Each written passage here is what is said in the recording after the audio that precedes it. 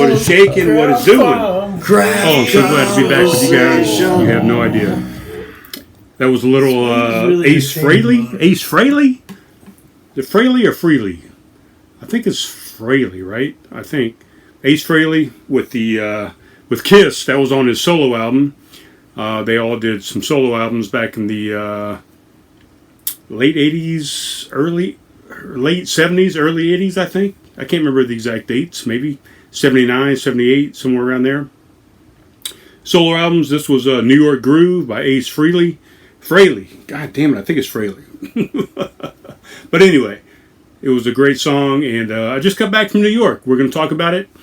I have a little bit to say about Nashville with the Spartan race that I did up there back late October, early November.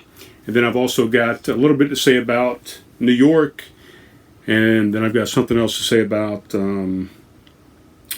possibly, hopefully, doing the Appalachian Trail coming up in 2025 with Warrior Expeditions. So we'll see how that goes.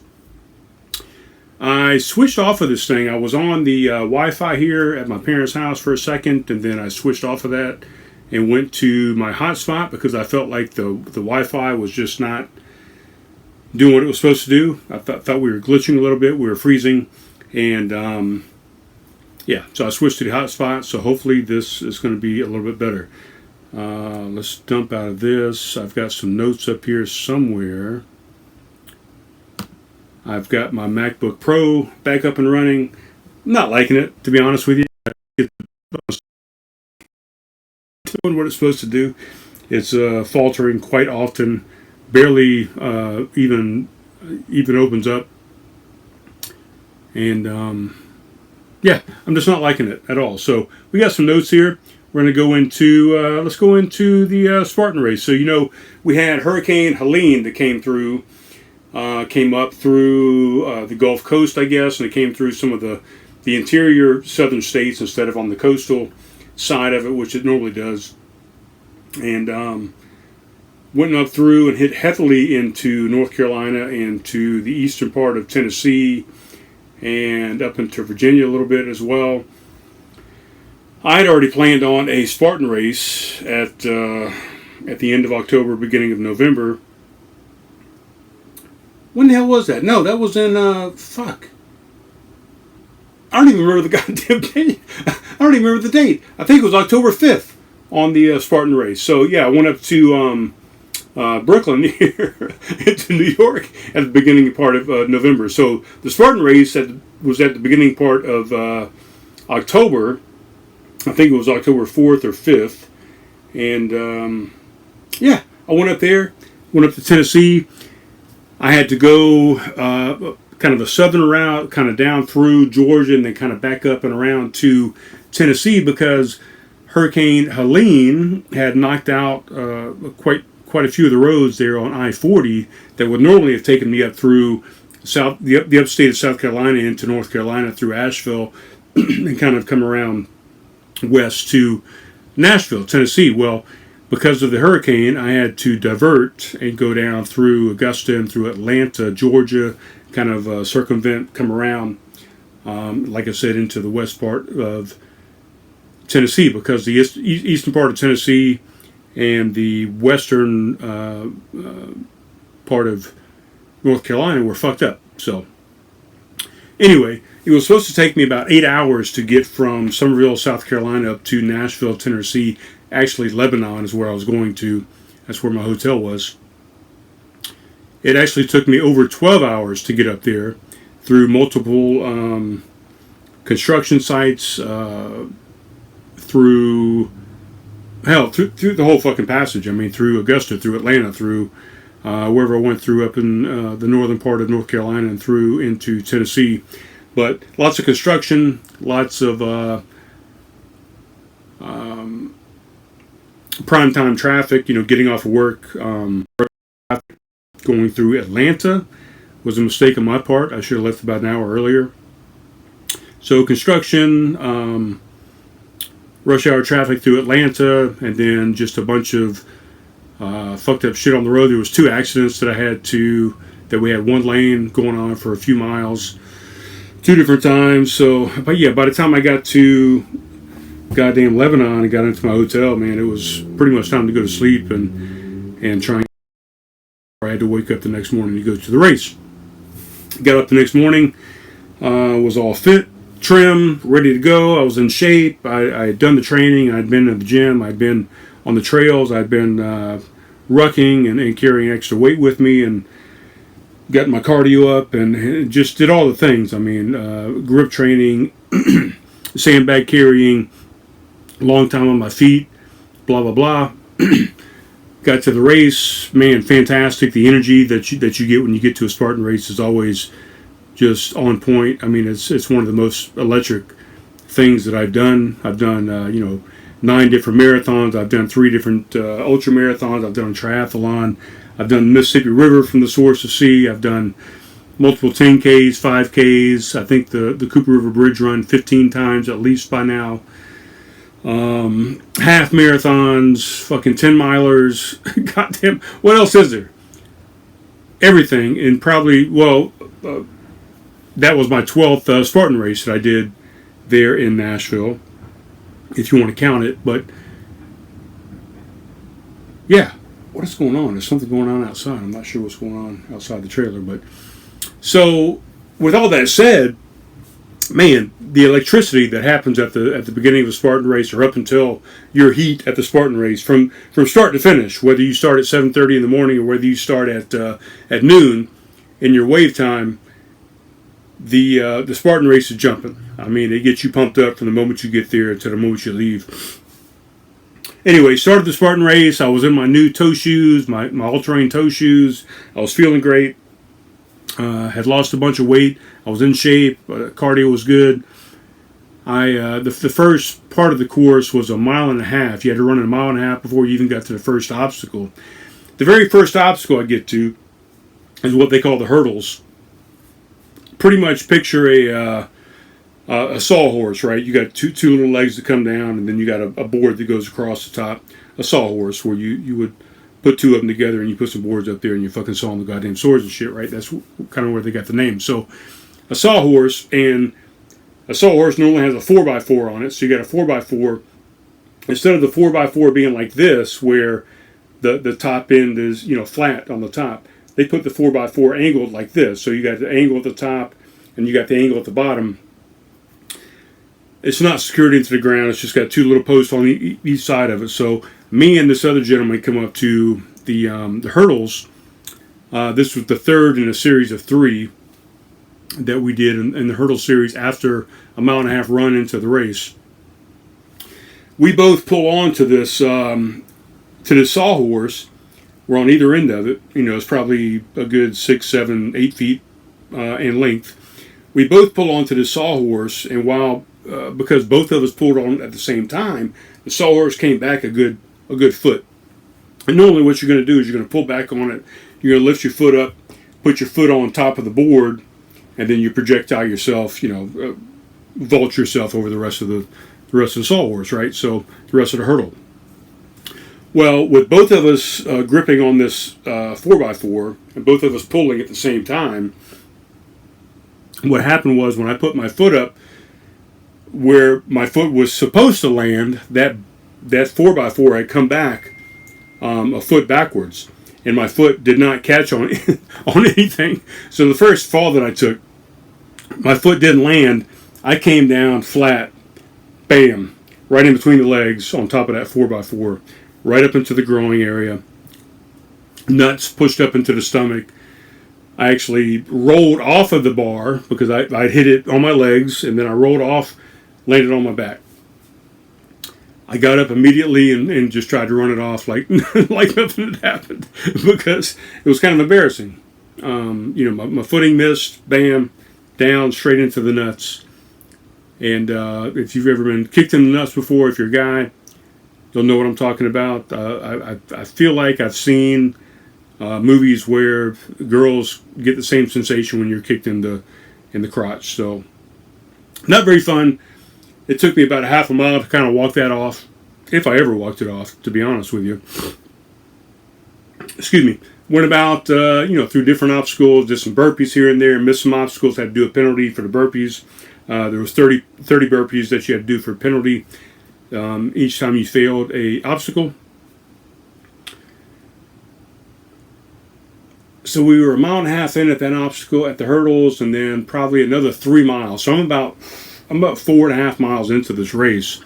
It's a 10K super, so 10K it's a 6.2 mile race with about 30 different obstacles. So I'm close to 4.5 miles in. We get to the next obstacle, which is called the Bender. The Bender is an obstacle. Let's see. I think I might have pulled it up here. I thought I did. Maybe I didn't.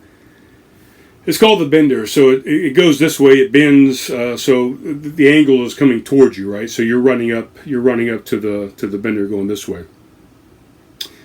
The Bender has 1, 2, 3, 4, 5. I think 6 different bars going across. So it's a metal construction, like a rectangle, and then it's got 6 bars to go horizontally across, and you have to I think this is it right here. We can click on here. Let's see if I can kind of expand that. Yeah, so you can kind of see it. So you jump up here and you got 1, 2, 3, 4, 5, like 6 or 7 bars to climb up to get around over the top and come back down the other side of it. Very little matting on the other side. So what happened is I came up on that. I came up on it. I'm sweating profusely, dripping. I mean, like I came out of a pool type thing. I mean, drenched in sweat. I come up, hit the first 2 rungs. I think I get up to the 3rd, maybe the 4th, and all of a sudden my hands slipped off because I'm just drenched in sweat. My hands, I just couldn't get a good grip on it. Slipped off, fell directly back on my back. Bam. Hit the ground. Head bounces off of the pad, and I'm out. I don't think I passed out, but I'm not feeling great. I got the wind knocked out of me. I'm on the ground. I feel some pain on my right side. Got a little headache already kicking. Some people picked me up, carried me over to the side, and they said, you started pressing on my back, and so is that painful? That painful? I said, yes, that's a pretty tender right there, and my head was aching. I was kind of buzzing at the same time, kind of dizzy, and they ended up taking me to the medical tent. So go to the medical tent. Same thing. They kind of do some palpation on the right side of my chest or the back on the rib cage there. Yeah, a little tender to the palpation. I had a headache. I had dizziness.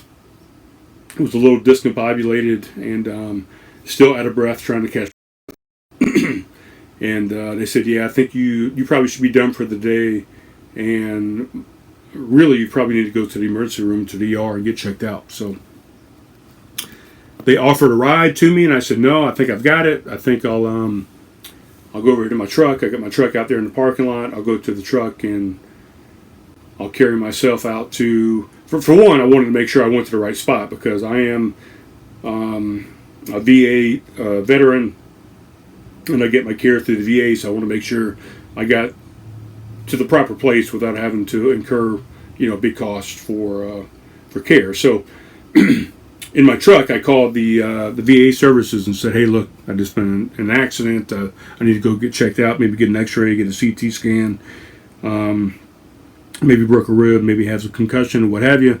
And they set me up with a place there probably about 30 minutes from the race. So drove myself over to the ER, got checked out, got an x-ray, got a CT scan of the head, CT scan of the body, and all checked out. They said everything looked okay. I had some bruising in the ribs, no concussion they can note.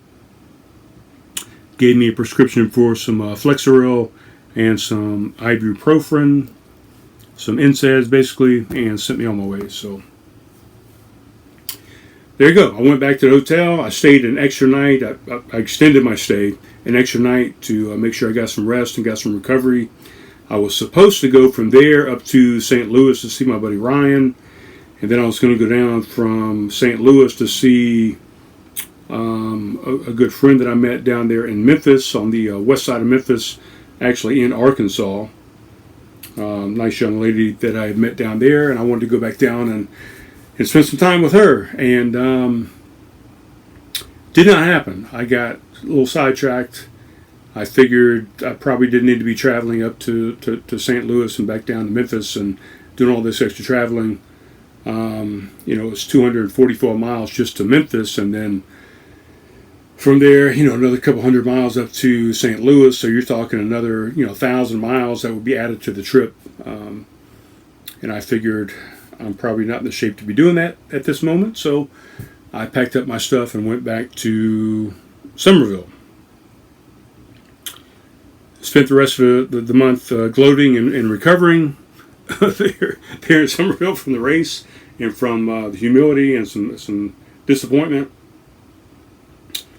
Only the second race I had not finished in my entire racing career. The very first one was the third time I had done the Mayor's Marathon there in Alaska, and just had gotten complacent and didn't do the proper training and hydrating and feeding that I needed to up until the race. And probably about 6 miles into that race, I started feeling like bullshit, like crap. Pushed myself for another mile, 8 miles. Now I'm at 9 miles. Excuse me, now I'm at 9 miles. I said, shit, let's go 10 miles. And next thing you know, I'm at 13 miles. There happened to be an aid station there at mile 13. So I said, you know what? I'm going to take advantage of the aid station. I did a half a marathon at least, pushed myself to that point, and I'm going to tell these people I need some assistance because I was very dehydrated. My hand, I was pretty much hallucinating. I had kind of dysphagia in the face, or aphasia, whatever that word is, and just tingling all over. I was not feeling well. I was very dehydrated, and I had them pull me off course, and we went to, they put me in a golf cart, and they put me down in my car, and then I went to the ER from there on the Air Force Base there at Elmendorf Air Force Base there in Alaska. So that was the very first time I'd ever not finished a race, and then this was the second time that I'd, what they call DNR, or I'm sorry, DNF. DNR is something different. That's do not resuscitate.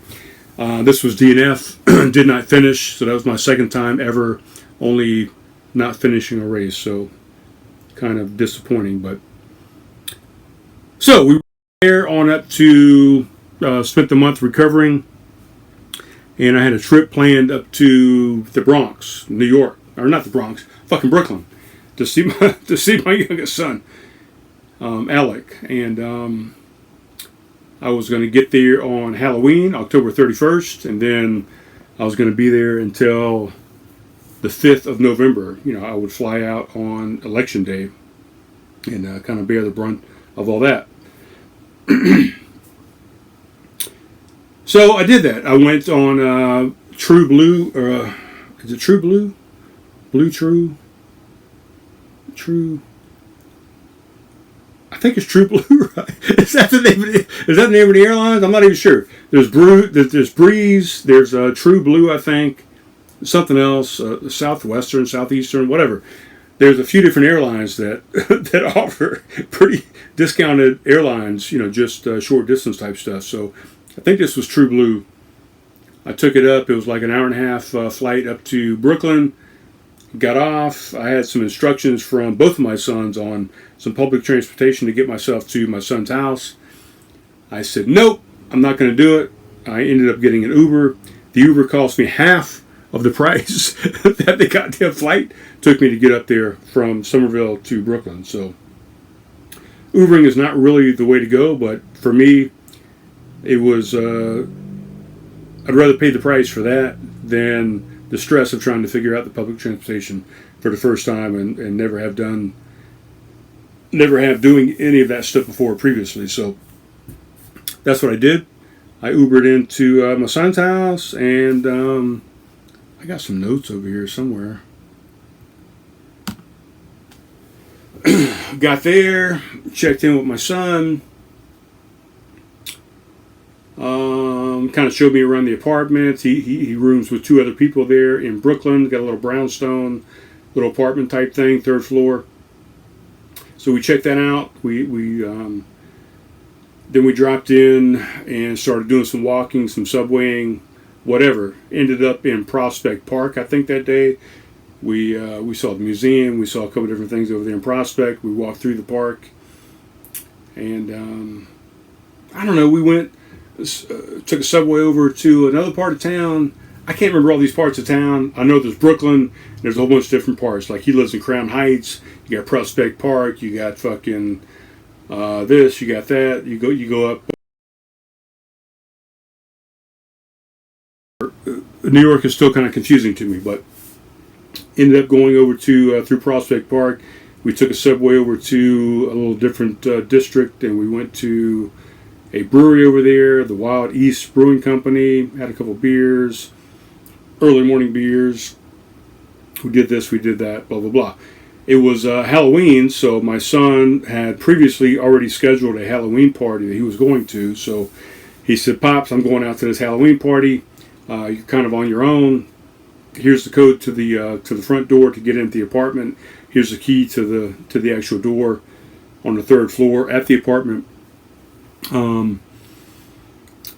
Here are some places that I would recommend that you go to venture out, bar wise."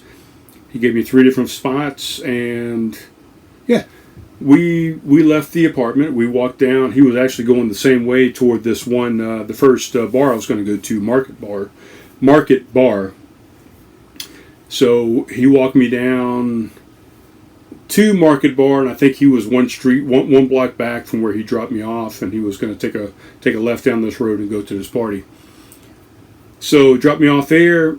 I decided to walk from Market Bar up a couple blocks. That's so let me go up a couple blocks to see if there's anything else I might see that I want to hit, and then I'll walk back. I was trying to do as many steps as I could. I didn't care. New York, we'll do some walking around town, whatever. So I walked down. I didn't see anything. I saw a couple places on the right side of the street that I maybe wanted to stop. There was a Jamaican place. There was a Thai place. There was a Chinese place. There was a bunch of food that I wanted to maybe stop and partake in, but I did not. So I walked a couple blocks back, went back to the Market Bar. They really had nothing on tap. There was really nothing going on. The music was nice that they were playing, but it was kind of dead. So I had one beer there. Bell's Two Hearted Ale was the only thing they had on tap. Didn't even have anything local. I left there, went down to I can't remember the name of it, but it was a German bar. Hasen Strudel, maybe? Something like that. Some kind of German spot that my son had recommended. He said my oldest son had recommended. He had been there last December. Hassenstrudel? Hassenstrahl? I don't know. Doesn't matter. Went there, hung out, had a nice outside area, a few dogs hanging out there. I went inside, got a German IPA, wasn't a big fan, and then also had a couple other German staples. I had an Oktoberfest and a Marzen, and left there. And I said, okay, I'm going to go to the 3rd place he recommended. It was called the Anything Bar. Went to the Anything Bar. Got in there. There's actually, the side I went on was the main side with the restaurant and the pizza and all this kind of stuff. There's a sidebar that kind of kicks in after hours. So I went down there to the kind of the restaurant side of it, and I was going to get some pizza. I ended up getting some French fries and had a couple local beers there. And then the bartender said they were closing down that side. If I wanted to shut down my bill, transfer it over to the other side, they'd be kicking in the kind of the nighttime bar. And I said, nah, I think I'll go ahead and cash out. So I had my fries there, a couple cervezas. I pulled up my Google Maps and said, let's find out what else we can do. There was another little bar about a half a mile block up and a street over and a couple blocks over actually. So went to that place, a place called Bar Bayou, and it was a little jazz club. Oh man, the best find of the night. Walked in there, luckily got a seat at the bar, was the only one left. The very end of the bar, closest to the band that was playing, there was a four-piece band. They had a piano, a pianist. It was either cello or bass, I'm not quite sure. I don't know the difference between the two sides, I guess. A saxophonist and a drummer, yeah, so drums. And then at one point, the guy that was sitting next to me, closest to the band, I was the next seat over. He was actually a singer for the band, so at one point he went up and sang. So really a fourth-piece band, and then there was a fifth piece with a singer on a couple tracks. So by far the best find, man. Just dimly lit, and live music. Oh my God, so good, so fantastic. Bar Bayou, I'd highly recommend it. We went back a second time. Wasn't as great the second time, but I'll explain why. I leave Bar Bayou and my phone has died. So I'm trying to get back to the apartment, where my son lives. I loosely remember where I am. I loosely remember how many streets I come over, how many blocks I've gone up or down. I remember a couple street names when we first got there. So I'm able to get my way back to where I need to be. Really have to pee so badly. So I get back to the street. I get back to the apartment. I'm like, all right, 5:33. We're here. I go in to press my code in to get into the main entry door and to get up to the apartment. I had written the number down in my phone, but of course the phone is dead. But I repeated it back to myself multiple times before I left the house. That way I knew it was programmed into my brain. So I knew it was 153. So I go over to the door. I hit 1, I hit 5, I hit 3. Turn the handle, nothing happens. I hit 1, I hit 5, I hit 3. Turn the handle, nothing happens. I hit 1. I get down real close. I'm like eye to eye with the numbers. I'm like, am I hitting these numbers correctly? Am I hitting them right? So I hit 1, I hit 5, I hit 3. Nothing. Door won't open. I finally remember that my watch is cellular. I can actually do cellular through my watch. I don't need my phone to be a part of the watch, right? It's cellular. It's going up to the sky. So I get on my phone, and I finally figure out, I don't use my phone that often on my watch. So I get on my watch. I go in. I find my son. I call him. He answers the phone, surprisingly, because he never answers the phone when I call.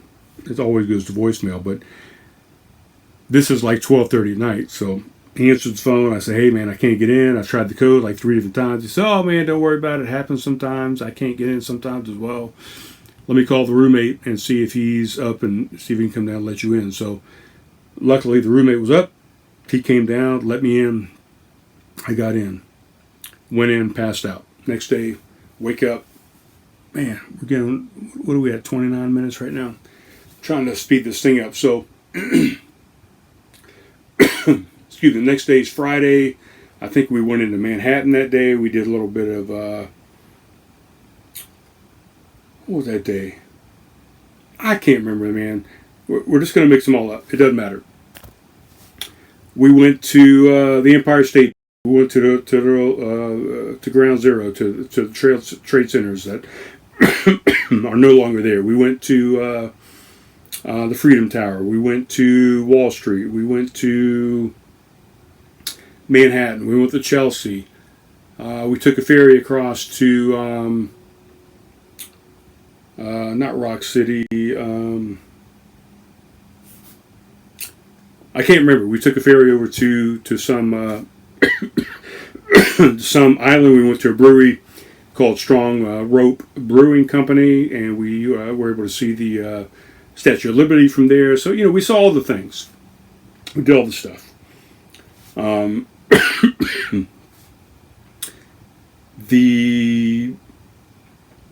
I stayed at his place that Thursday night, that Friday night, and that Saturday night. That Sunday, we were supposed to go out to a man. The next part of the story was going to come up to me catching COVID, so I guess we'll kind of get to that story now. But so the last 2 nights, excuse me, Jesus Christ. I guess this is great. This is a good part of the story. So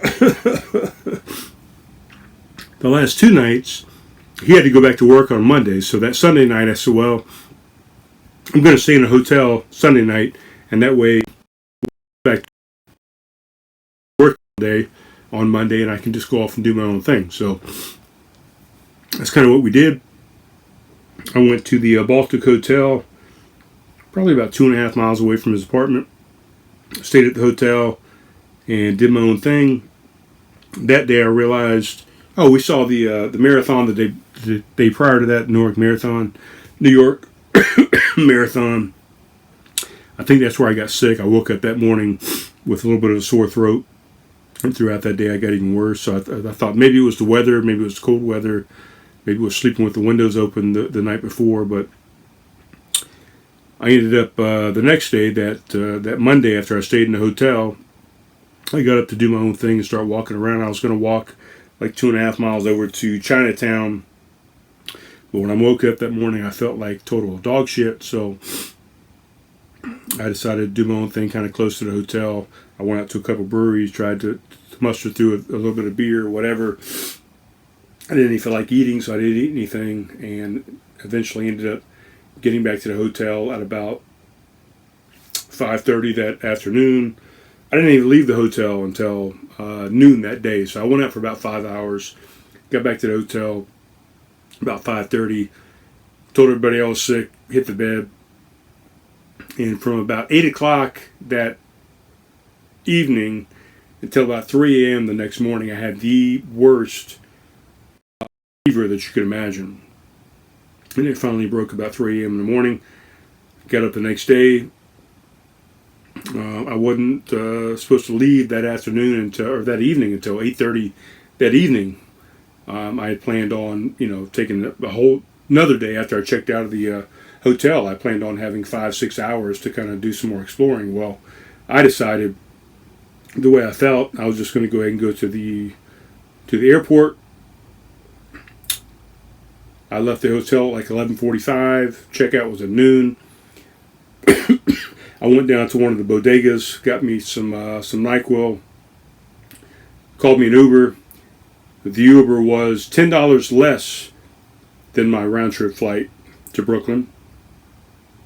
I wasn't going to take public transportation back. I definitely could have done it that last day because I had figured out the system and I knew how to get back to the airport if I wanted to, but the way I was feeling, I didn't feel like I should be around a bunch of people and spreading any sickness, and I wanted to get there as quickly as possible as well. So I took an Uber, got back to the airport, and pretty much just kind of hid out in the corners and the shadows until my flight.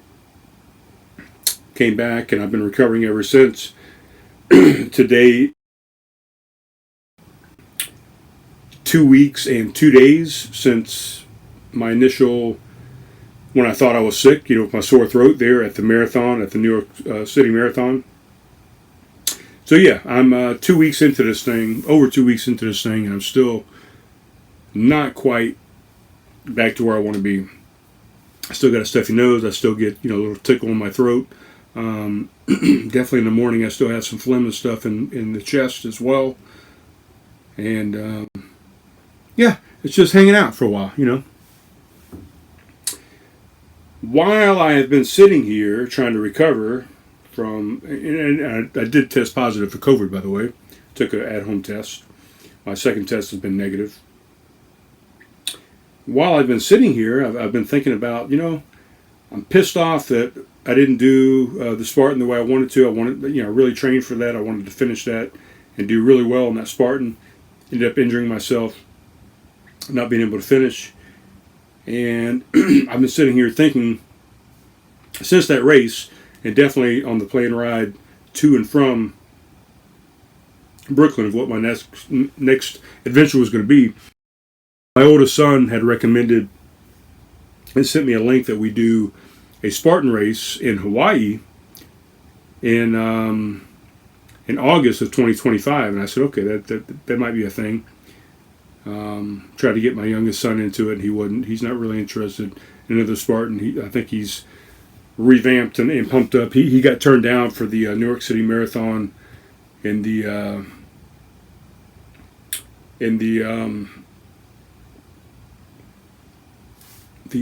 what's it called? The pool, the lottery. I'm sorry. In the lottery this year, he got turned down for the New York City Marathon. So once we went and saw it on November 3rd, on that Sunday, he got kind of revitalized with the marathon, and he's back in the marathon mode. So I think he wants to do a marathon. He's already done 2 ultra marathons, 2 50Ks. So I don't know why he wants to go to a marathon, but I would think he'd want to go up to a 50 mile or 100 or something like that.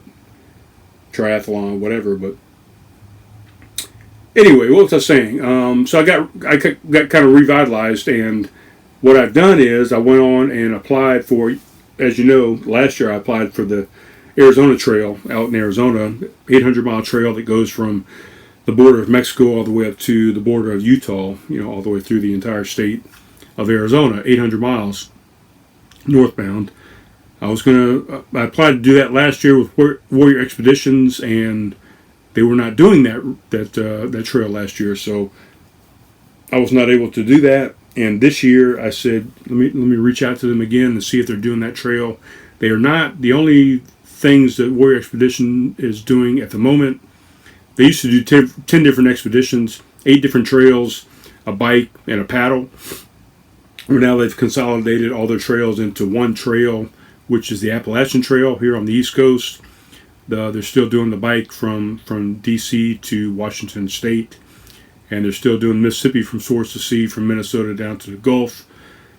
And I decided, well, I've already done the paddle. I'm not really interested in the bike. I could come back to it at some point, but I decided I think I'm going to apply for the Appalachian Trail this year. So I've applied for it.